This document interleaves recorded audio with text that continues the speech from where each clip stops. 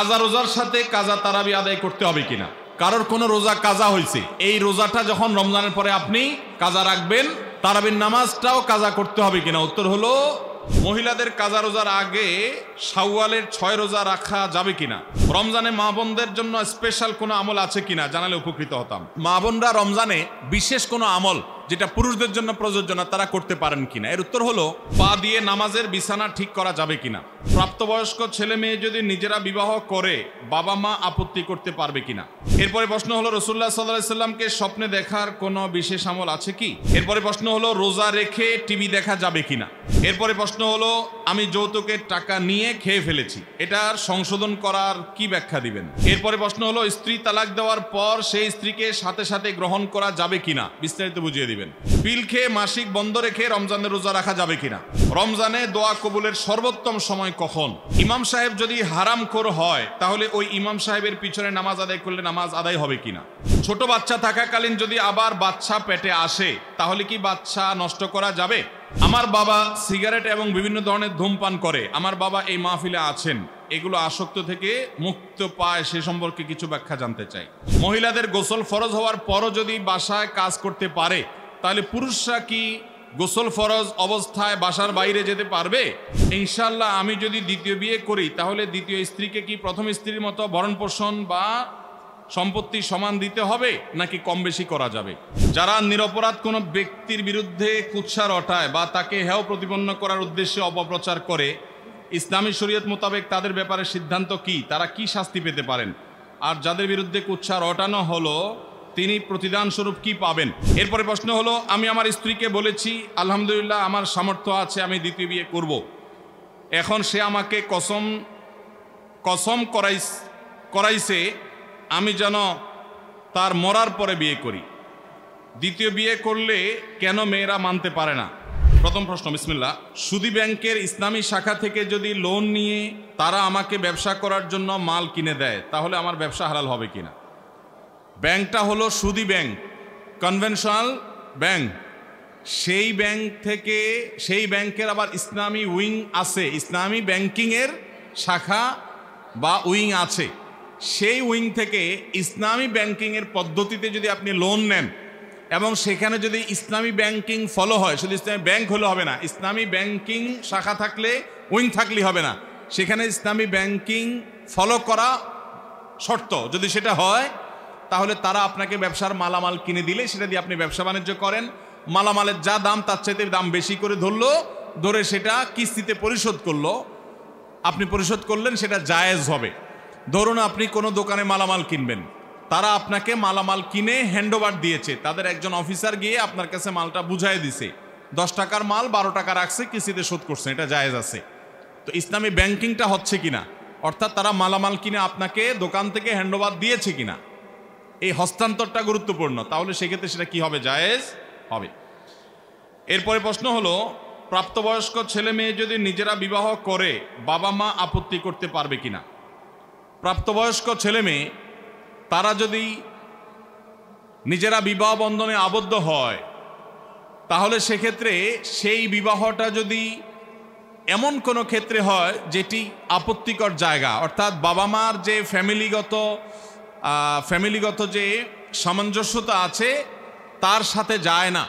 ধরুন একটা ছেলে সে বিয়ে করেছে বা একটা মেয়ে কারোর সঙ্গে বিবাহ বন্ধনে আবদ্ধ হয়েছে এমন একটা ফ্যামিলিতে গিয়ে, যেই ফ্যামিলি আর এই ফ্যামিলির স্ট্যাটাস একরকম না, সামাজিকভাবে বিস্তর ফরাক, তাহলে সেক্ষেত্রে বাবা মা অভিভাবকরা সেই বিবাহে আপত্তি করার অধিকার তাদের আছে। আর হানাফি মাযহাব ছাড়া অন্য কোনো মাযহাবের ওলামাদের মত, সৌদি আরবের ওলামাদের মত হলো যে মেয়েরা প্রাপ্তবয়স্ক হলেও বাবা বা অভিভাবকের অনুমতি ছাড়া বিয়ে দিলে বিয়ে বসলে সে বিয়ে বাতিল হবে। আমাদের আয়েশা রাদিয়াল্লাহু আনহা থেকে বর্ণিত প্রসিদ্ধ হাদিস হলো তাদের এই মতের সপক্ষের ওলামাদের দলিল। এর বিপরীতে হানাফি মাযহাবের ওলামাদের মতে এটি জায়েজ আছে। তো যদিও জায়েজ হয়, যদি সেটা কুফুর খেলাফ হয় অর্থাৎ অসামঞ্জস্য জায়গায় হয়, বাবা মা সেই বিবাহে আপত্তি করার রাইট বা অধিকার তাদেরকে দেওয়া হয়েছে। ইসলামী শরিয়ার আলোকে আদালতের মাধ্যমে সে বিবাহ ভাঙার উদ্যোগ নিতে পারে বাবা মা। সেটা না থাকলে তারা এই বিবাহে আপত্তি তুলে এটার ভাঙার উদ্যোগ তাদের নেওয়ার রাইট থাকে, যদি সেটা ওই যে অসামঞ্জস্যপূর্ণ জায়গায়, আকাশ পাতাল এরকম ব্যবধান জায়গায় তারা এরকম কোনো সম্বন্ধ করে, তাহলে বাবা মার সেখানে আপত্তি করার রাইট থাকে। এরপরে প্রশ্ন হলো, রাসূলুল্লাহ সাল্লাল্লাহু আলাইহি সাল্লামকে স্বপ্নে দেখার কোনো বিশেষ আমল আছে কি? রাসূল করিম সাল্লাল্লাহু আলাইহি ওয়াসাল্লামকে আল্লাহর অনেক নেককার বান্দারা স্বপ্নে দেখেন, এবং নবী সাল্লাল্লাহু আলাইহি সাল্লামকে স্বপ্নে দেখার সৌভাগ্য অনেকের হাসিল হয়। নবীজি সাল্লাল্লাহু আলাইহি সাল্লামের জীবদ্দশায় অনেক সাহাবীরা তাকে স্বপ্নে দেখতেন। হাদিসে আসছে, নবী সাল্লাল্লাহু আলাইহি সাল্লাম বলেছেন, আমার আকৃতি শয়তান কখনো ধরতে পারে না। শয়তান সবার আকৃতি ধরতে পারলেও নবী সাল্লাল্লাহু আলাইহি সাল্লামের আকৃতি ধরে আবির্ভূত স্বপ্নে কারোর সঙ্গে সাক্ষাৎ করতে পারে না শয়তান। তো এই জন্য নবী করিম সাল্লাল্লাহু আলাইহি সাল্লামকে কেউ যদি স্বপ্নে দেখে, সে সত্যিই দেখেছে। তবে এই হাদিসের ব্যাখ্যায় মুহাদ্দিস ওলামায়ে কেরামের অনেকেই বলেছেন যে এর মানে হলো নবী সাল্লাল্লাহু আলাইহি সাল্লামের চেহারা যারা চিনতেন, যেমন সাহাবীরা, তারা নবীজিকে স্বপ্নে দেখলে সত্যিই নবীজিকে দেখছেন, শয়তান তার চেহারা বিকৃত করতে পারে না। কিন্তু যারা নবী সাল্লাল্লাহু আলাইহি সাল্লামকে দেখেন নাই, যেমন আমরা অনেক পরে দুনিয়াতে আসছি, আমরা তাকে দেখি নাই, তার চেহারা এক্সাক্ট কেমন ছিল আমরা জানি না। অতএব এই যুগের মানুষের জন্য সেটা প্রযোজ্য না। এই যুগে কেউ দেখলে সেটা নবী সাল্লাল্লাহু আলাইহি সাল্লামের চেহারাও হতে পারে, অন্য কারো চেহারা তার কাছে নবীজি মনে হতে পারে। এটা এক শ্রেণীর উলামাদের মত। আর অপর শ্রেণীর উলামাদের মত হলো না, এই হাদিসটা ব্যাপকভাবে সকল যুগের জন্য প্রযোজ্য। কেউ যদি স্বপ্নে নবী করিম সাল্লাল্লাহু আলাইহি সাল্লামকে দেখেছে, এটি স্বপ্নে তার মনে হয়, বা কেউ তাকে বলে দেয়, এক কথায় স্বপ্নে তিনি নিশ্চিত হয় যে তিনি নবী সাল্লাল্লাহু আলাইহি সাল্লামকে দেখেছেন, তাহলে তিনি নবী করিম সাল্লাল্লাহু আলাইহি সাল্লামকেই দেখেছেন। তো নবী সাল্লাল্লাহু আলাইহি সাল্লামকে দেখা নিয়ে এরকম দুটি মত আছে, কিন্তু তাকে স্বপ্নে দেখার জন্য বিশেষ কোনো আমল আছে কিনা, যে এটা করলে তাকে স্বপ্নে দেখা যাবে, এই মর্মে নবী করিম সাল্লাল্লাহু আলাইহি সাল্লাম থেকে হাদিসের আলোকে বিশেষ কোনো আমলের কথা আমরা জানি না যে এটা করলে তাকে স্বপ্নে দেখা যাবে, এরকম কথা বলা আছে। তবে অনেক উলামায়ে কেরাম, অনেক নেককার আল্লাহ ভীরু মানুষরা তাদের অভিজ্ঞতার আলোকে বলেছেন যে যদি কেউ নবী সাল্লাল্লাহু আলাইহি সাল্লামের ভালোবাসা তার অন্তরে প্রগাঢ়ভাবে ধারণ করতে পারে, নবী সাল্লাল্লাহু আলাইহি সাল্লামের মহব্বতকে সবকিছুর উপর অগ্রাধিকার দিতে পারে, এবং নবী করিম সাল্লাল্লাহু আলাইহি ওয়াসাল্লামকে তার সুন্নাহর মাধ্যমে অনুসরণ করে, নবী করিম সাল্লাল্লাহু আলাইহি সাল্লামের সুন্নাহগুলোকে সবসময় খুঁটি খুঁটি মেনে চলে, কোনো কাজ তার সুন্নতের বাইরে করে না, এরকম সুন্নতের আশেক যদি হতে পারে কেউ, সেই সাথে নবী করিম সাল্লাল্লাহু আলাইহি সাল্লামের প্রতি দুরূদ যদি কেউ বেশি বেশি পড়ে, প্রতিদিন যত বেশি সংখ্যক সম্ভব দুরূদ পড়া মোহাব্বতের সাথে, এই কাজগুলো যদি কেউ করে, তাহলে সেক্ষেত্রে আশা করা যায় যে তার সাথে নবী করিম সাল্লাল্লাহু আলাইহি সাল্লামের স্বপ্নের সাক্ষাৎ হবে। এটা অনেক উলামায়ে কেরাম, অনেক নেককার মুত্তাকি পরেজগার আল্লাহওয়ালারা তাদের অভিজ্ঞতার আলোকে জানিয়েছেন। এটা কোনো হাদিস বর্ণিত কোনো বিশেষ আমল না। তবে নবী করিম সাল্লাল্লাহু আলাইহি সাল্লামকে স্বপ্নে দেখলেই লোকটা জান্নাতি, আর না দেখলে লোকটা জাহান্নামী, এরকম কোনো সহজ হিসাবও করার সুযোগ নেই। আমাদের কাজ হলো তাকে স্বপ্নে দেখি বা না দেখি, তার সুন্নাহগুলোকে মেনে চলা, তার আদর্শ অনুসরণ করা, তাকে মহব্বত করা, এবং সেই মহব্বত হবে দুনিয়ার সকল মানুষের চাইতে বেশি। নবী সাল্লাল্লাহু আলাইহি সাল্লাম বলেছেন, লা ইউমিনু আহাদুকুম, তোমাদের কেউ ততক্ষণ পর্যন্ত ঈমানদারই হতে পারবে না, হাত্তা কুনা হাব্বা ইলাইহি মিন ওয়ালাদিহি ওয়া ওয়ালিদিহি ওয়ান নাসি আজমাইন, যতক্ষণ পর্যন্ত আমি, অর্থাৎ নবী সাল্লাল্লাহু আলাইহি সাল্লাম নিজের কথা বলছেন, আমি তোমাদের বাবা মা, তোমাদের সন্তান সন্ততি, সকল পৃথিবীর মানুষের চাইতে আমি সবচেয়ে প্রিয় যদি তোমাদের কাছে না হই, তাহলে তোমাদের ঈমানদার হওয়ার সুযোগই নেই। এই জন্য নবী সাল্লাল্লাহু আলাইহি সাল্লামের ভালোবাসা অন্তরের অন্তঃস্থলে আমরা গেঁথে ফেলবো ইনশাআল্লাহ। আর নবী সাল্লাল্লাহু আলাইহি সাল্লামের ভালোবাসা যেন তৈরি হয় ভিতরে, এই জন্য তার জীবনী সম্পর্কে জানবো, সিরাতের বইগুলো পড়বো। যত বেশি তার সম্পর্কে জানবেন, আপনি তার প্রতি ভক্ত, তার ভালোবাসা অন্তরে লালন করতে আপনি বাধ্য হবেন। অতএব নবীজির সম্পর্কে জানতে হবে, তার সুন্নাহকে মানতে হবে, এটা হলো মূল বিষয়। আল্লাহ আমাদের সবাইকে সেই তৌফিক দান করুন। এরপরে প্রশ্ন হলো, রোজা রেখে টিভি দেখা যাবে কিনা? রোজা রেখে টেলিভিশন দেখা যাবে কিনা ভাই? এর উত্তর হলো, টেলিভিশনে যদি খারাপ কিছু দেখেন, হারাম কিছু দেখেন, নাটক সিনেমা দেখেন যেখানে নারী পুরুষের অবাধ মিশ্রণ আছে, মিউজিক আছে, হারাম জিনিস আছে, উপাদান আছে, তাহলে সেই টেলিভিশনের সেই অনুষ্ঠান, সেই দৃশ্য, এটা রমজান মাসেও দেখা জায়েজ নাই, রোজা রেখেও দেখা জায়েজ নাই, রোজা ছাড়াও দেখা জায়েজ। যেটা রোজার বাইরে দেখা জায়েজ আছে, সেটা রোজা রেখেও দেখা জায়েজ আছে। যেটার বাইরে দেখা জায়েজ নাই, সেটা রোজা রেখে দেখা জায়েজ নাই, সর্বাবস্থা হারাম।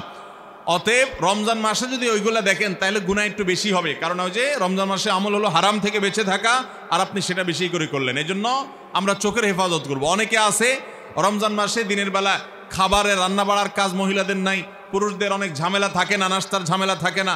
তো অনেক সময় দেখা যায় আমরা অযথা টেলিভিশনে অনেক নাজায়েজ জিনিসপত্র আজেবাজে যে বিষয়গুলো দেখে আমরা সময় নষ্ট করি।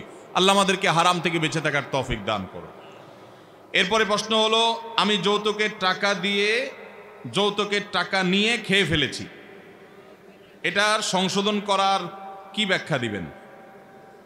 এই ভাই যৌতুকের টাকা নিয়ে আবার খেয়ে ফেলছেন, এখন উনি সংশোধন করতে চান। আমরা আমাদের ভাইকে নসিহত করব, আপনি যৌতুকের যে টাকা নিছেন শ্বশুর বাড়ির কাছ থেকে, সে টাকা নিয়ে যে খেয়ে ফেলছেন, এখন ধীরে ধীরে আস্তে আস্তে কিস্তিতে হইলেও সেই টাকা শ্বশুর মশাইকে পরিশোধ করে দিবেন। ওইটা আপনাকে পরিশোধ করে দিতে হবে, কারণ আপনি জুলুম করেছেন, অন্যায়ভাবে নিয়েছেন, বিধায় এটা আপনি ফেরত দিবেন।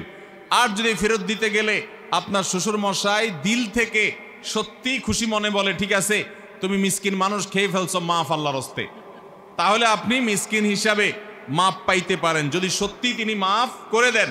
কিন্তু আপনি যে চাঁদাবাজি করছেন তাদের কাছ থেকে, এজন্য আল্লাহর কাছে তওবা করবেন, মাফ চাইবেন যে আল্লাহ আপনি আমাকে মাফ করে দেন। যে ভাই প্রশ্ন করেছেন, আমার তো মনে হয় তিনি সিরিয়াসলি প্রশ্নটা করেছেন, কারণ অনেকেই আমরা এরকম আছি যে একসময় যৌতুক নিয়ে ফেলেছি, তখন আমার এই হুঁশ দিশ ছিল না, হালাল হারাম সম্পর্কে এতটা ধারণা ছিল না, এখন আল্লাহর ভয় এসেছে, ভেঙে ফেলেছেন, এখন দেওয়ার সামর্থ্য নাই। তাহলে সেক্ষেত্রে আপনি শ্বশুর মশাইকে বলবেন যে আব্বাজি এখন আসলে তো আমি যেটা নিয়েছিলাম এটা আমার জন্য তো জায়েজ নাই, তখন বুঝি নাই, ফেরত দিতে চাই, সুযোগ থাকলে আপনি ফেরত দিয়ে দেন। আর যদি বলা বলি করতে গেলে আরও সেটা আপনার কাছে বিব্রতকর মনে হয়, তাহলে বলা বলির দরকার নাই। আপনি যৌতুক স্বরূপ 2 লাখ টাকার জিনিসপত্র নিছেন, তাহলে ওই 2 লাখ টাকা দিয়া কিছু কিনে, অথবা 2 লাখ টাকা শ্বশুরমশাইকে এমনি বলেন এটা হাদিয়া আপনাকে দিয়ে দিলাম, এরকম করে কৌশলে তাকে দিয়ে দেন, আপনি দায়মুক্ত হয়ে যাবেন। আল্লাহ আমাদেরকে এই যৌতুকের হারাম খাওয়া থেকে বেঁচে থাকার তৌফিক দান করুন। এরপরে প্রশ্ন হলো, স্ত্রী তালাক দেওয়ার পর সেই স্ত্রীকে সাথে সাথে গ্রহণ করা যাবে কিনা, বিস্তারিত বুঝিয়ে দিবেন। যদি কেউ স্ত্রীকে তালাক দেন, তাহলে সেই স্ত্রীকে আবার সাথে সাথে ফেরত নেওয়ার সুযোগ থাকবে যদি সেইভাবে তালাক দেন, যেটাকে বলা হয় প্রত্যাহারযোগ্য তালাক। প্রত্যাহারযোগ্য তালাক কোনটা? আপনার স্ত্রীকে আপনি তালাক দিয়েছেন 1 তালাক। কয় তালাক? 1 তালাক দিয়েছেন। যখন তালাক দিয়েছেন তার মধ্যে আপনি ফেরত নিতে পারবেন। যদি জীবনের আগে একবার দিয়ে থাকেন, এটা 2য় তালাক হয়, তাহলেও ফেরত নিতে পারবেন। আর যদি জীবনে এটা আপনার 3য় তালাক হয়, তাহলে সেক্ষেত্রে আপনি আর এটা ফেরত নিতে পারবেন না। বিধায় আপনার জন্য কোনো অবস্থাতে জায়েজ হবে না, হারাম হবে আপনার স্ত্রীকে প্রত্যাহার করা বা স্ত্রী হিসাবে, স্বামী স্ত্রী হিসাবে থাকা, যদি তালাক কয়টা হয়? 3টা হয়ে যায়। আমাদের সমাজে অনেকে আছে কয়দিন পর পরই বউকে তালাক দেয়, 3টা কেন, কত তালাক হয়েছে কোনো হিসাব নাই। আল্লাহ তাআলা আমাদের সবাইকে হারাম থেকে বেঁচে থাকার তৌফিক দান করেন। ভাইরা আমার, যারা বিবাহ করেছেন আর আমার যুবক ভাইয়েরা যারা বিবাহ করবেন, করজোড় করে মিনতি করি আপনাদের কাছে, আল্লাহর ওয়াস্তে কখনো হুটহাট করে তালাক দিলাম স্ত্রীকে এরকম কথা বলবেন না, এরকম কথা বলবেন না। তালাকটা খুব ভয়াবহ একটা বিষয় ভাই। সালাসুন জিদ্দুহুন্না জিদ্দুন ওয়া হাজলুহুন্না জিদ্দুন, 3টা বিষয় আছে। সিরিয়াসলি করলে যা হবে, হাসতে হাসতে দুষ্টামি করে করলেও তাই হয়ে যাবে। অনেক ভাইরা আছেন যারা বলে আমি আমার স্ত্রীকে তালাক দিয়েছি ভয় দেখানোর জন্য। ভয় দেখানোর জন্য যদি আপনাকে একটা ছুরি নিয়ে আমার বুকে জোরে আঘাত করে ঢুকাই দেন ভিতরে, ভয় দেখানোর জন্য করছেন, আপনি মারার উদ্দেশ্যে করেন নাই। মারা যাব কি যাব না আমি, কি বলেন? আপনি কারোর পেটে যদি ছুরি ঢুকায় দেন, কারোর বুকে যদি ছুরি ঢুকায় দেন, লোকটা তাকে মারার উদ্দেশ্যে দেন নাই, আপনি ভয় দেখানোর উদ্দেশ্যে দিয়েছেন, কিন্তু জায়গা মতো লেগে গেছে, লোকটা মারা যাবে কি যাবে না? তালাক এরকম। খবরদার, বউয়ের সাথে চুন থেকে নুন খসলেই তালাকের কথা বলবেন না, এগুলা ছোট লোকই, এগুলা করবেন না। অনেক মহিলারাও আছে এখন, আজকাল অবশ্য পুরুষদের চাইতে মহিলারা তালাক আরো বেশি দেয়। কথায় কথায় কথায় কথায় গাট্টি গোল করে বাপের বাড়িতে দৌড়। আল্লাহ আমাদের মা বোনদেরকে হেদায়েত দান করুন। দাম্পত্য জীবনে সুখী হওয়ার জন্য সবর করতে হবে। কত মহিলা আছে স্বামীকে বলে যে তোমার সংসারে এসে আমার জীবনটা তেনা তেনা হয়ে গেছে। এই তেনা তেনা হওয়ার কারণে উনি খেতা খেতা হওয়ার জন্য চলে যায় আর একটু ভালো জায়গায়, এরপরে যায় দেখে যে আগের তেনাই বরং ভালো ছিল। আল্লাহ তাআলা আমাদেরকে ধৈর্য ধারণ করার তৌফিক দান করুক। বাংলাদেশে দাম্পত্য জীবনে মানুষ বেশিরভাগই সুখী নই আমরা। দাম্পত্য জীবন আমাদের খুব খারাপ যাচ্ছে, দাম্পত্য সম্পর্কগুলো ঠুনকো হয়ে যাচ্ছে, ভয়াবহ অবস্থা। এজন্য স্বামী এবং স্ত্রী উভয়কে সবর এবং শকরের চর্চা করতে হবে, ধৈর্য এবং কৃতজ্ঞতা। আল্লাহ আমার স্ত্রীর মধ্যে যা দিয়েছে, অনেক স্ত্রী সেটা নাই। আমার স্বামীকে আল্লাহ যা দিয়েছেন, অনেক স্বামীর কাছে সেটা নাই। এটা বিশ্বাস রাখতে হবে মনে প্রাণে,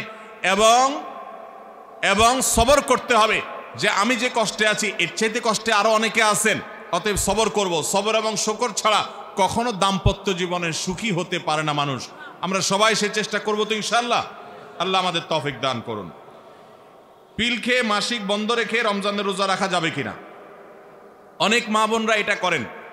রমজানের রোজা যাতে ভাঙতি না পড়ে, যাতে রোজা রাখতে পারেন, কোরআন তেলাওয়াত করতে পারেন, নামাজ রোজা করতে পারেন, সেজন্য অনেকে ওষুধ খেয়ে নেন, মেডিসিন খেয়ে মাসিক বন্ধ করে দেন।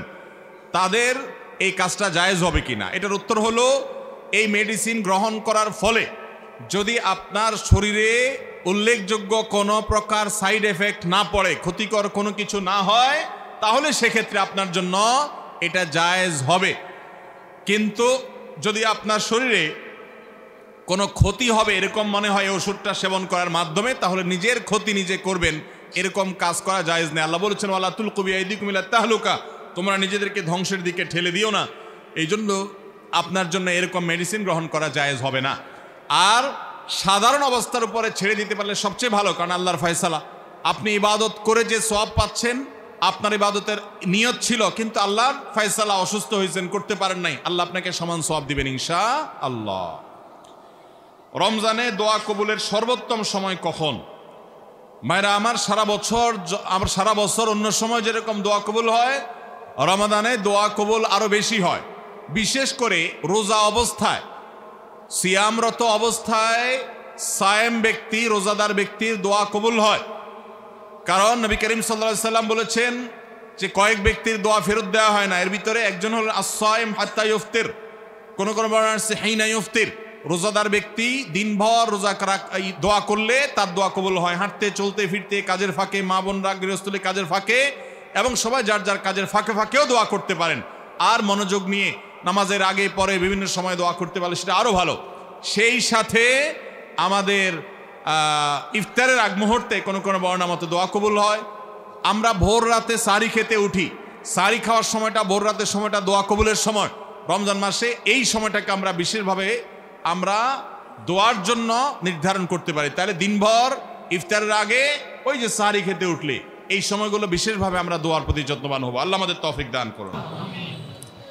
কাজা রোজার সাথে কাজা তারাবি আদায় করতে হবে কিনা? কারোর কোনো রোজা কাজা হয়েছে, এই রোজাটা যখন রমজানের পরে আপনি কাজা রাখবেন, তারাবির নামাজটাও কাজা করতে হবে কিনা? উত্তর হলো, তারাবির নামাজের কাজা লাগবে না। আপনি শুধুমাত্র রোজার কাজা করলে কি কাজা আদায় হয়ে যাবে। আপনার 5টা রোজা ভাঙতি পড়েছে, অনেক মা বোনরা মাসিকের কারণে রোজা ভাঙতি পড়ে, তাহলে যে কটা ভাঙতি পড়ছে সেগুলো আপনি রেখে দিবেন রমজানের পরে। অসুস্থ হওয়ার কারণে আপনি পুরুষ মানুষ রোজা রাখতে পারেন না, রমজানের পরে সেই কটা রেখে দিবেন। সফরে ছিলেন, রোজা রাখতে পারেন না, সেগুলো রেখে দিবেন। ওর সাথে তার তারাবি আদায় করতে হবে না। তারাবির সাথে রোজার সম্পর্ক নাই, তারাবি স্বতন্ত্র আমল। আমরা অনেকে ভুল জানি, মনে করি যে যদি কোনোদিন তারাবি পড়তে না পারি তাহলে বোধহয় রোজা রাখা যাবে না, এরকম ভুল ধারণা অনেকের আছে। রোজার সাথে তারাবির কোনো সম্পর্ক নাই। এমনকি একজন মানুষ রোজা রাখতে পারছে না, কিন্তু তারাবি পড়ার সুযোগ আছে, তিনি অবশ্যই তারাবি পড়ার চেষ্টা করবেন, কারণ দুইটাই স্বতন্ত্র ইবাদত।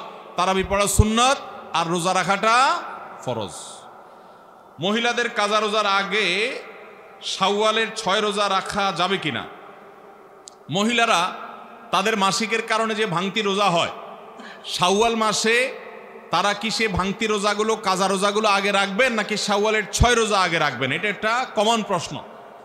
এই প্রশ্নের উত্তরে আমরা বলতে চাই, অনেক উলামায়ে কেরাম বলেছেন যে যেহেতু নবী করিম সাল্লাল্লাহু আলাইহি সাল্লাম শাওয়ালের 6 রোজার ফজিলত পাওয়ার জন্য রমজানের রোজা রাখাটাকে শর্ত দিয়েছেন, এবং বলেছেন মান সামা রমাদান সুম্মা আতবাআহু সিত্তাম মিন শাওয়াল, যে ব্যক্তি রমজানের রোজা রাখলো এরপরে শাওয়ালে 6টা রোজা রাখলো, কানা কাসিয়ামে দাহার, সে সারা বছর রোজা রাখার সওয়াব পাবে। কিভাবে এই রোজা রাখার সওয়াব হয়? অনেক উলামায়ে কেরাম, অনেক বিশ্লেষকরা বলেছেন আল্লাহ তাআলা প্রতিটা আমলের বিনিময়ে কমপক্ষে 10 গুণ বাড়ান, কোনো কোনো ক্ষেত্রে আরো অনেক গুণ বাড়ান, দানের ক্ষেত্রে আরো কয়েকশো গুণ পর্যন্ত আল্লাহ বাড়ায় দেন। 10 গুণ করে যে বাড়াবেন, এই জন্য রমজানের 30 দিনে 30টা রোজা আর শাওয়ালের 6টা রোজা, মোট 36কে 10 গুণ দিলে 360, সারা বছর রোজা রাখার সওয়াব হয়। তো এই জন্য শাওয়ালের 6 রোজা রাখতে হবে। এখন কথা হলো, নবী সাল্লাল্লাহু আলাইহি সাল্লাম কিন্তু বলেছেন যে রমজান রোজা রাখলো, এরপরে শাওয়ালের 6 রোজা রাখলো, তার জন্য সারা বছরের সওয়াব। তাহলে এখানে রমজান রোজা রাখার পরে 6 রোজা রাখার কথা বলা হয়েছে। এই জন্য অনেক উলামা ইকরাম বলেছেন মহিলারা তাদের ভাঙতি রোজাগুলো আগে রাখবে, তাহলে রমজান রোজা রাখা হয়ে গেল, এরপরে শাওয়ালের 6 রোজা রাখবে। এটা একটা মত। তবে আরেকটা মত হলো শাওয়ালের 6 রোজা যে ভাঙতি পড়েছে, এর মানে এই না যে তিনি রমজান রোজা রাখেন না, তিনি রমজান রোজা রাখছেন। এগুলো তো আল্লাহ নির্দেশে, কারণ তিনি রাখতে পারেন না, যেহেতু তিনি অসুস্থ মাসিক। তো এই জন্য তিনি এগুলো পরে রাখলেও শাওয়ালের 6 রোজার সওয়াব তিনি পাবেন। কারণ শাওয়ালের 6 রোজা তো শাওয়াল মাসে না রাখলে আর হবে না, পরে রাখলে আর হবে না, কিন্তু এই কাজাগুলো তো পরে রাখলেও আদায় হবে। তো উত্তম হলো কাজা আগে করে যদি শাওয়ালের 6 রোজা রাখতে পারেন সবচেয়ে উত্তম, না পারলে অন্তত শাওয়ালের আগে রেখে কাজাগুলা পরে রাখলেও আশা করতে পারেন আল্লাহ তাআলা শাওয়ালের 6 রোজার ফজিলত দিবেন। রমজানে মা বোনদের জন্য স্পেশাল কোনো আমল আছে কিনা জানালে উপকৃত হতাম। মা বোনরা রমজানে বিশেষ কোনো আমল যেটা পুরুষদের জন্য প্রযোজ্য না, তারা করতে পারেন কিনা? এর উত্তর হলো, মা বোনরা তারা ইফতার তৈরি করেন, সাহারি তৈরি করেন, বেশিরভাগ ফ্যামিলিতে তারাই করেন। অতএব তারা এই কাজগুলোর ফাঁকে ফাঁকে ইবাদত বন্দেগী করবেন, এবং সেই সাথে রোজাদারের খেদমতের নিয়তে তারা যদি করেন যে রোজাদারকে ইফতার করালে ইফতার করানোর সওয়াব পাওয়া যায়, আমি তাদের ইফতারের ব্যবস্থা করছি, আয়োজন করছি, অতএব আল্লাহ আমাকে যেন আজর দান করেন, সওয়াব দান করেন। রোজাদারের খেদমতের নিয়ত যখন করবেন, তারা আল্লাহর কাছে এটার জন্য এক্সট্রা বেনিফিট এবং সওয়াব লাভ করবেন। সেই সাথে তাদের বাসার পুরুষদেরকে মসজিদে পাঠিয়ে দিবেন জামাতের সাথে নামাজ পড়ার জন্য, উদ্বুদ্ধ করবেন, বাচ্চাদেরকে নিজেদেরকে কোরআন তেলাওয়াতের মধ্যে রাখবেন। এই কাজগুলো ঘরোয়াভাবে তারা করবেন, এগুলো তাদের রিলেটেড বিশেষ কাজ। এর বাইরে মহিলা হওয়ার কারণে আলাদা কোনো আমল নাই। তবে আমাদের যে সমস্ত বোনরা রমজানে মাসিক অবস্থায় থাকেন, ওই অবস্থায় তারা কি আমল করবেন? সেই অবস্থায় তারা জিকির আজকার করতে পারেন, দোয়া দুরুদ পড়তে পারেন, ইস্তেগফার করতে পারেন, ইসলামিক বই পুস্তক পড়তে পারেন, তারপর রোজাদারের খেদমত সহ অন্যান্য কাজ তো করবেনই। আর যেগুলো তিনি করতে পারতেছেন না, নামাজ পড়তে পারতেছেন না, রোজা রাখতে পারতেছেন না, এগুলোর জন্য আল্লাহ তাআলার কাছে তিনি সুস্থ থাকলে যেহেতু করতেন, অতএব অটোমেটিক সওয়াব পেয়ে যাবেন। এরপরে প্রশ্ন, পা দিয়ে নামাজের বিছানা ঠিক করা যাবে কিনা? অনেকে মনে করেন জায়নামাজ এটা পাও দিয়ে সোজা করা যাবে না। জায়নামাজ বা মুসাল্লা, নামাজের বিছানা, এটা পাও দিয়ে যদি আপনি সোজা করেন, পাও দিয়ে গোছান, মেলেন, তাহলে এটাতে কোনো অসুবিধা নাই, কারণ এটা আপনি এর কারণে কোনো অন্যায় করেন নাই। জায়নামাজ বা নামাজের মুসাল্লা এটা একটা কাপড় বা একটা কার্পেটের টুকরা বা এই জাতীয় কিছু, অতএব এটাকে হাত দিয়েই সোজা করতে হবে, পাও দিয়ে সোজা করা যাবে না, এমন কোনো কথা কোরআন হাদিসে কোথাও নেই। অতএব যে কোনোভাবে সোজা করলেই নামাজ হয়ে যাবে। ইমাম সাহেব যদি হারামখোর হয়, তাহলে ওই ইমাম সাহেবের পিছনে নামাজ আদায় করলে নামাজ আদায় হবে কিনা? ইমাম সাহেব নিজে যদি হারাম খান এবং প্রকাশ্যে সেটা জানে সবাই, অনেক ইমাম সাহেব আছে, আল্লাহ মাফ করুক, অনেক এলাকায় সুদের কারবারে জড়িত, অনেক ইমাম সাহেব আছে ঘুষের কারবারে জড়িত। অনেক সময় দেখা যায় যে বিভিন্ন লোভনীয় মসজিদগুলো, যেগুলোতে বিশেষ কোনো সুযোগ সুবিধা আছে, যেমন সরকারি মসজিদে যে মডেল মসজিদ বলেন, অথবা গুরুত্বপূর্ণ কোনো মসজিদ, অনেক সময় দেখা যায় যে এই মসজিদগুলোতে চাকরির জন্য ঘুষ লেনদেন করে অনেকে। তো যে ইমাম ঘুষ দিয়ে চাকরি নেয়, সে কিসের আলেম? অতএব এরকম ইমামকে নিযুক্ত করা কর্তৃপক্ষের জন্য জায়েজ নাই। যে হারাম হালাল বাজ বিচার করতে পারে না, সে ফাসেক, তাকে নিয়োগ দেওয়া জায়েজ নাই। যদি ইমাম এরকম ফাসিকি কাজের সাথে জড়িত থাকেন এবং এটা ওপেন সিক্রেট হয়, কর্তৃপক্ষের কর্তব্য সেই ইমামকে বিদায় দেওয়া। আর যদি ব্যাপারটা এরকম হয় যে কর্তৃপক্ষ নিজেই এই অপরাধে আক্রান্ত বা তারা আমলে নেয় না, তাহলে সেক্ষেত্রে আপনি মুসল্লি হিসেবে নামাজ পড়লে আপনার নামাজ হয়ে যাবে, তার পিছনে নামাজ পড়লে নামাজ হয়ে যাবে। আশেপাশে ভালো ইমাম থাকলে তাদের পিছনে পড়বেন, আর না হলে ওই ইমামের পিছনে নামাজ পড়লেও আপনার গুনাহ হবে না, আপনার নামাজ হয়ে যাবে। ছোট বাচ্চা থাকাকালীন যদি আবার বাচ্চা পেটে আসে, তাহলে কি বাচ্চা নষ্ট করা যাবে? বাচ্চা নষ্ট করা যাবে না ভাই, এটা খুব জঘন্য অপরাধ। গর্ভস্থ সন্তান নষ্ট করা জাহিলি যুগের মানুষের দুঃস্বভাব, এটা যাবে না, এটা খুব হারাম, বড় ধরনের কবিরা গুনাহ। বাচ্চা আপনার যদি এরকম হয় যে একটা বাচ্চা আছে, আরেকটা বাচ্চা আল্লাহ তাআলা গর্ভে মাতৃগর্ভে দিয়েছেন, অসতর্কতা বশত বা যেভাবে হোক আপনার হয়তো এখন বাচ্চা হলে সমস্যা হতো, তাও আল্লাহর ফয়সালা হয়ে গেছে, তাহলে আপনি এই অজুহাতে যে বাচ্চা আরেকটা আছে একটু কষ্ট হবে এই ঠুনকো অজুহাতে আপনি গর্ভস্থ ভ্রূণ হত্যা করতে পারবেন না, সেটা আপনার জন্য জায়েজ হবে না। যদি এমন হয় যে এই গর্ভস্থ ভ্রূণ নষ্ট না করা হলে মায়ের জীবন রিস্কের মধ্যে পড়তে পারে, এবং সে রিস্কটা ঠুনকো না, বরং বিশেষজ্ঞ ডাক্তারদের প্রায় সবাই একমত যেটা বড় ধরনের রিস্ক আছে মায়ের জীবনে, এরকম যদি হয় তাহলে সেক্ষেত্রে সেটা নষ্ট করতে পারবেন, তাও হার্টবিট আসার আগে আপনার মায়ের জীবন রক্ষার প্রয়োজনে সেটা করা যেতে পারে। আমার বাবা সিগারেট এবং বিভিন্ন ধরনের ধূমপান করে, আমার বাবা এই মাহফিলে আছেন, এগুলো আসক্ত থেকে মুক্ত পায় সে সম্পর্কে কিছু ব্যাখ্যা জানতে চাই। আলহামদুলিল্লাহ, আসামি নিয়ে হাজির বাপ ছেলে। ভাইরা আমার এবং বাবারা আমার, যারা ধূমপানের আসক্তিতে আছেন, রমজান মাস আপনাদের এই অপরাধ, এই গুনাহ এবং এই বদঅভ্যাস ছাড়ার জন্য বিরাট বড় সুযোগ। ধূমপান করছি, এটা আমরা স্বাস্থ্যের জন্য ভালো না খারাপ? খারাপ। এটা আমাদের স্বাস্থ্যে এর কারণে কোনো লাভ হয় না ক্ষতি হয়? শুধু স্বাস্থ্যের ক্ষতি না, এর কারণে মুখে যে দুর্গন্ধ হয়, তাতে আশেপাশে যে বিশ্রী একটা অবস্থা তৈরি হয়, নিজের দুর্গন্ধটা নিজে হাত দিয়ে একটু হাহা করে মাঝে মধ্যে একটু শোঁকার চেষ্টা করেন নাক দিয়ে, নর্দমার ময়লার গন্ধটাও এর চাইতে সহনীয়। অতএব যারা ধূমপান করেন, আল্লাহর ওয়াস্তে এই নাজায়েজ, এই গুনাহের কাজটা ছেড়ে দেন। আল্লাহ কোরআনে বলেছেন, ওয়ালা তুলকু বিআইদিকুম ইলা তাহলুকা, তোমরা নিজেদেরকে ধ্বংসের দিকে ঠেলে দিও না। আল্লাহ আরো বলেছেন, লা তাকতুলু আনফুসাকুম, তোমরা নিজেদেরকে হত্যা করো না। বাংলাদেশে ক্যান্সারের রোগীর পরিমাণ কত জানেন? আমরা আমাদের ছোটবেলায় গোটা জেলার মধ্যে 2-4-5 জনের ক্যান্সারের সংবাদ শুনছি কিনা সন্দেহ। এখন প্রতিটা পরিবারে পরিবারে ক্যান্সারের রোগী।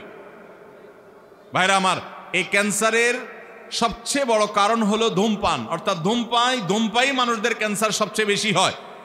সেই সাথে ওই যে পানের সাথে জর্দা খান, তামাক খান, এগুলো সবগুলো স্বাস্থ্যের জন্য ভয়াবহ ক্ষতিকর। ভাইরা আমার, সেজন্য ধূমপান আমরা পরিত্যাগ করব আল্লাহর জন্য এবং নিজে বাঁচার প্রয়োজনে। বাংলাদেশে ঘরে ঘরে এখন ক্যান্সারের রোগী এবং কিডনির রোগী, এই দুইটা রোগ ঘরে ঘরে ভরে গেছে। অতএব আমরা দুনিয়াতে বাঁচার জন্য, আখিরাতে বাঁচার জন্য এই নাজায়েজ কাজটা ছেড়ে দিতে হবে। এই নাজায়েজ কাজ অনেকে বলে ছাড়তে পারি না, অভ্যাস খারাপ হয়ে গেছে, নেশা হয়ে গেছে।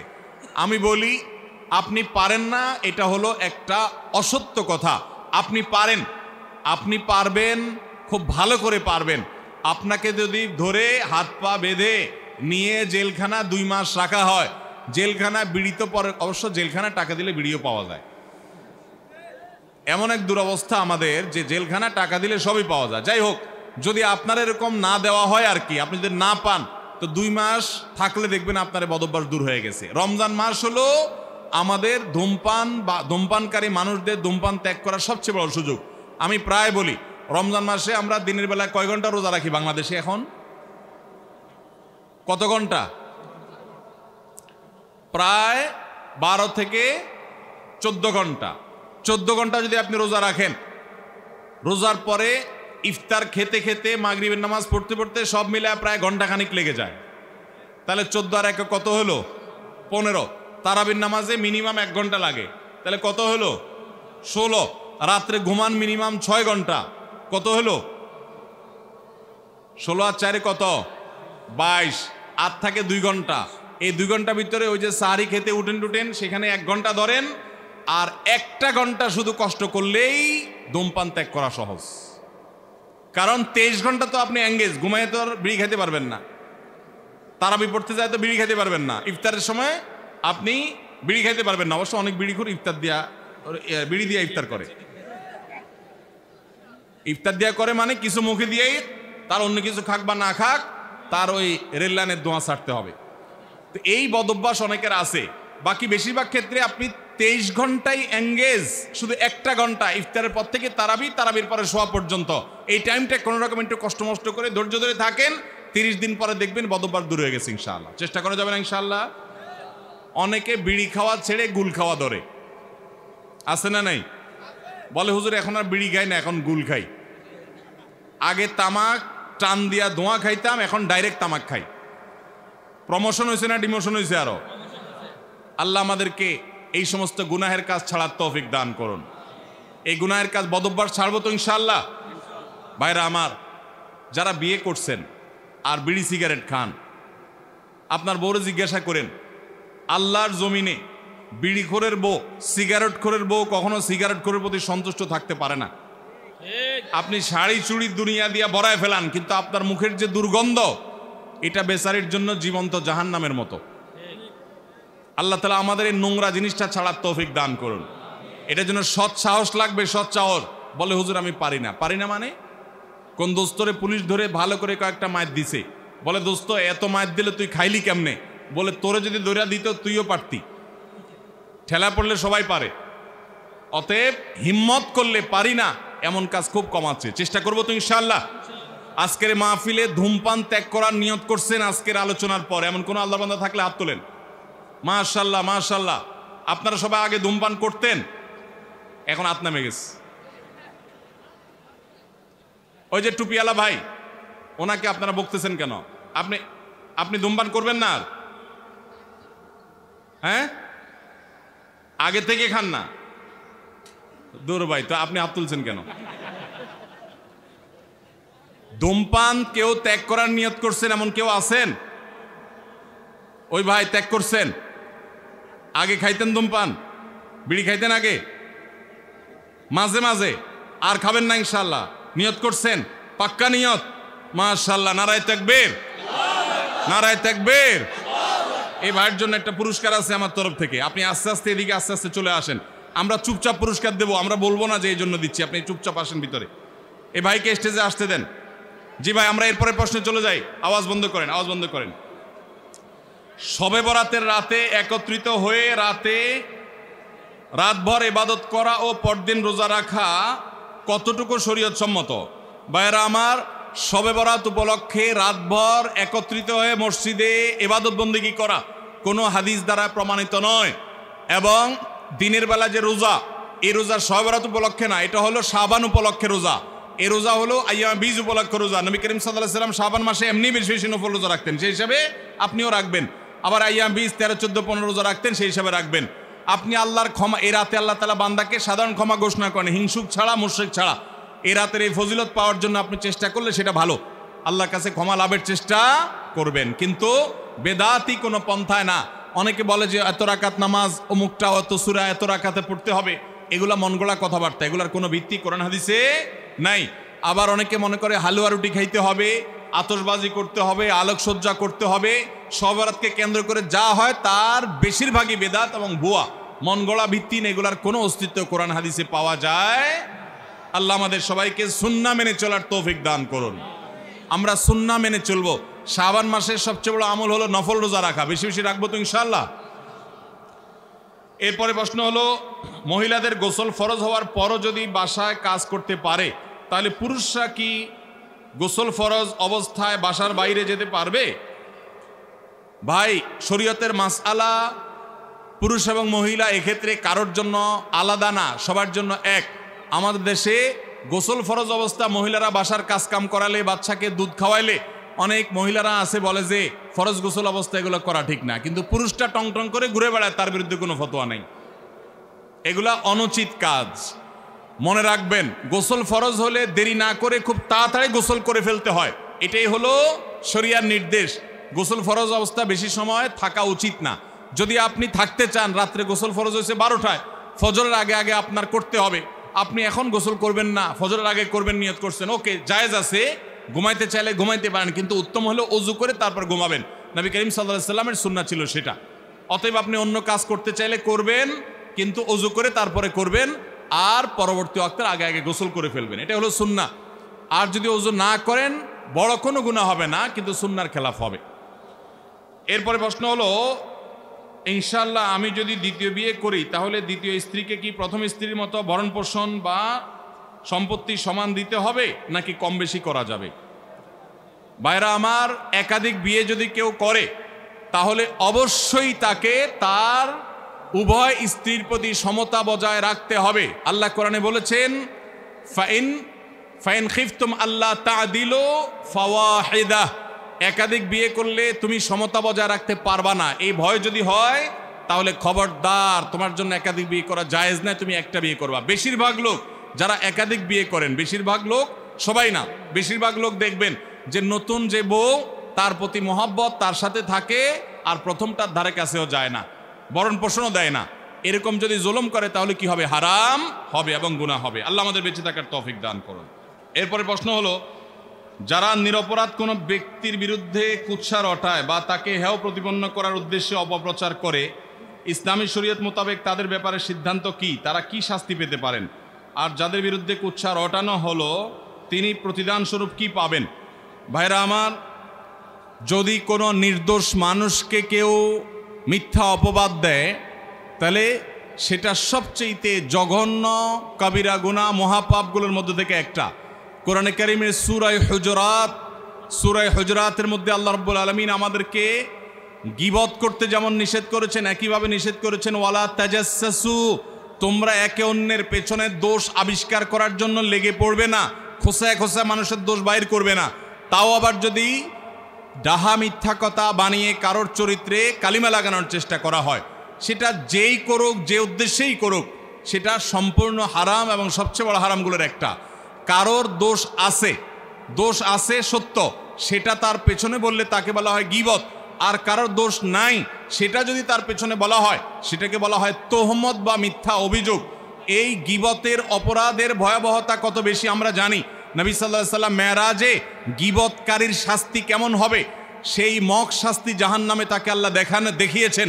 তাহলে সত্য কথা একজনের দোষ আছে সেটা পিছনে শুধু বললাম, এর কারণে যদি এই ভয়াবহ হয়, তাহলে একটা মানুষ নির্দোষ, তার পিছনে যদি আমি মিথ্যা অপবাদ দেই, তাকে দোষী বলি, অথচ তিনি দোষী না, তাহলে সেক্ষেত্রে তার ভয়াবহতা কত জঘন্য হবে, গীবতের চাইতে কত ভয়াবহ, সেটা বলার অপেক্ষা রাখে না। আল্লাহ তাআলা কোরআনে কারীমে এই জাতীয় কাজ যারা করে তাদের সম্পর্কে বলেছেন তাহসাবুনাহু হাইয়িনা, তোমরা কারোর চরিত্র নিয়ে প্রশ্ন তোলো, মিথ্যা কথা বলো, এটাকে তোমরা হালকা জিনিস মনে করো, ওয়া হুয়া ইনদাল্লাহি আযীম, অথচ এটা আল্লাহর কাছে অনেক বড় অপরাধ, বিশাল বড় অপরাধ। আমরা অনেকেই দেখি যে আমাদের সমাজে অনেক সময় একটা নির্দোষ মানুষের চরিত্রে কালিমা দিয়ে তার নামে মিডিয়াবাজি, পেপার পত্রিকা, মিডিয়াতে বিভিন্নভাবে আপনার ট্রায়াল হয়, তাকে দোষী সাব্যস্ত করা হয়, অথচ লোকটা সম্পূর্ণ নির্দোষ। আছে না নাই? এরকম নির্দোষ মানুষকে দোষী হিসাবে সমাজের মানুষের কাছে দেখানো হয়, তুলে ধরা হয়। যারা এই কাজ করে আল্লাহর জমিনের সবচেয়ে নিকৃষ্ট মানুষগুলোর একটি। এর জন্য তাদেরকে মানুষের চরিত্র হনন করার অপরাধে কিয়ামতের ময়দানে বিচারের মুখোমুখি হতে হবে। ওই লোকটা মাফ না করলে স্বয়ং আল্লাহ এই অপরাধ মাফ করবেন না। অতএব আমরা কেউ কারোর পেছনে মিথ্যা অপবাদ দেওয়ার এই ভয়াবহ অপরাধ থেকে বেঁচে থাকবো ইনশাআল্লাহ। ভাইরা আমার, আমরা অনেক সময় ধারণা করে মানুষের সম্পর্কে বাজে কথা বলি। আল্লাহ বলেছেন যে এরকম ধারণা করা যাবে না, ইন্না বা'দায-যান্নি ইসম, কিছু কিছু অপরাধ ধারণা মানুষের প্রতি যে মন্দ ধারণা করেন এটা গুনাহ। নবী সাল্লাল্লাহু আলাইহি সাল্লাম বলেছেন ইয়্যাকুম ওয়ায-যান্না ফাইন্নায-যান্না আকযাবুল হাদিস, কারোর পেছনে মন্দ ধারণা করা থেকে বিরত থাকবে, কারণ এটা সবচেয়ে বড় মিথ্যা কথা। ভাইরা আমার, ফেসবুকের এই যুগে আমরা কিছু পাইলেই হইল, সত্য অসত্য যাচাই করার খোঁজ খবর নাই, ধুমায়া সেটাকে আমরা প্রচার করে বেড়াই। অনেক সময় দেখা যায় একটা লোক ইসলাম বিদ্বেষী, হয়তো একটা লোক বেনামাজি, হয়তো একটা লোক খারাপ, কিন্তু তার ব্যাপারে একটা মিথ্যা কথা তুলে দিল, সে খারাপ হয়েছে, সেজন্য কি তার নামে মিথ্যা বলা জায়েজ হবে? মুসলমান কারোর ব্যাপারেই মিথ্যা কথা বলতে পারে, এমনকি কেউ যদি আল্লাহর দুশমন হয়, নবীর দুশমন হয়, তারপরেও তার চরিত্রে কালিমা দেওয়া, তাকে মিথ্যা অপবাদ দেওয়া ইসলামে জায়েজ নাই, হারাম হারাম হারাম। মুসলমান কখনো কারোর চরিত্রে কালিমা দিতে পারে? আমাদের সমাজে এখন মানুষের কাছে সবচেয়ে জনপ্রিয় গুনাহ হলো এটা, সবচেয়ে জনপ্রিয় গুনাহ হলো মানুষের ব্যাপারে বাজে কথা বলা, মন্তব্য করা, রসিয়ে রসিয়ে। এগুলো আমাদের খুব মজার একটা কাজ হয়ে গেছে। আল্লাহ তাআলা আমাদের এই ভয়াবহ গুনাহ থেকে বেঁচে থাকার তৌফিক দান করুন। আরেকজনের ব্যাপারে মন্তব্য করতে সাবধান। আল্লাহ বলেছেন ওয়ালা তাকফু মা লাইসা লাকা বিহি ইলম, যে বিষয়ে তোমার নিশ্চিত ধারণা নাই, জ্ঞান নাই, সে বিষয়ে তুমি ধারণা করে কোনো মন্তব্য করতে যাবে। আল্লাহ আমাদের সবাইকে বেঁচে থাকার তৌফিক দান করুন। এরপরে প্রশ্ন হলো, আমি আমার স্ত্রীকে বলেছি আলহামদুলিল্লাহ আমার সামর্থ্য আছে, আমি দ্বিতীয় বিয়ে করব। এখন সে আমাকে কসম করাইছে আমি যেন তার মরার পরে বিয়ে করি। দ্বিতীয় বিয়ে করলে কেন মেয়েরা মানতে পারে না? ভাইরা আমার, এটা তো নতুন কিছু না, কেউ ভাগ দিতে চায় না, কেউ ভাগ দিতে চায় না। কিন্তু আমাদের মা বোনদের মনে রাখতে হবে, একাধিক বিয়ের বিধান আল্লাহ রাব্বুল আলামিন এমনি এমনি রাখেন না, এর যথার্থতা আছে, এর যৌক্তিকতা আছে। যদি কেউ এই ক্ষেত্রে মনে করে কেউ যে না আল্লাহর এই বিধানটা আমি মানি না বা এটা আমার কাছে অযৌক্তিক মনে হয়, সাথে সাথে সে বেঈমান হয়ে যাবে। সব কিছু আপনার পছন্দ হবে তারপর মানবেন, তাহলে তো আপনি আপনার পছন্দের গোলামি করলেন। আল্লাহর গোলামি তখন হবে যখন আপনার পছন্দ হলেও মানবেন, পছন্দ না হলেও মানবেন। আল্লাহ রাব্বুল আলামিন পুরুষদের মধ্যে মেয়েদের চাইতে যৌন আকাঙ্ক্ষা চাহিদা বেশি রেখেছেন। এটা বৈজ্ঞানিকভাবে প্রমাণিত, এটা মহাসত্য, এটা অস্বীকার করার কোনো সুযোগ নেই। এবং নানা বাস্তবতার নিরিখে আল্লাহ রাব্বুল আলামিন পুরুষদের জন্য একাধিক বিয়ের ব্যবস্থা রেখেছেন। তাছাড়া একজন নারী তিনি যদি একাধিক স্বামীর তার থাকে তাহলে সেক্ষেত্রে সন্তান কার হবে নিরূপণ করা জটিল হবে। কিন্তু কয়েকজন স্ত্রী যদি একজন পুরুষের থাকে তাহলে সবগুলোই একজন বাবার দিকে সম্বন্ধিত হবে। মা তো মায়ের গর্ভে ধারণ করেছে। নানান কারণে আল্লাহ যা নির্দেশ করেছেন এর বাইরে কোনো যৌক্তিক বিষয় থাকতে পারে না।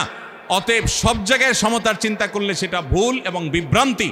সব জায়গায় সমতা নয়, বরং কোনো ক্ষেত্রে কাউকে মেয়েদেরকে কোনো ক্ষেত্রে ইসলাম অনেক বেশি দিয়েছে। যেমন খরচ কিছুই করা লাগবে না, কিন্তু সবার সম্পদের ভাগ পাবে, মোহর পাবে, এই সুযোগ মেয়েদেরকে ইসলাম দিয়েছে। আর অনেক বিষয় আছে।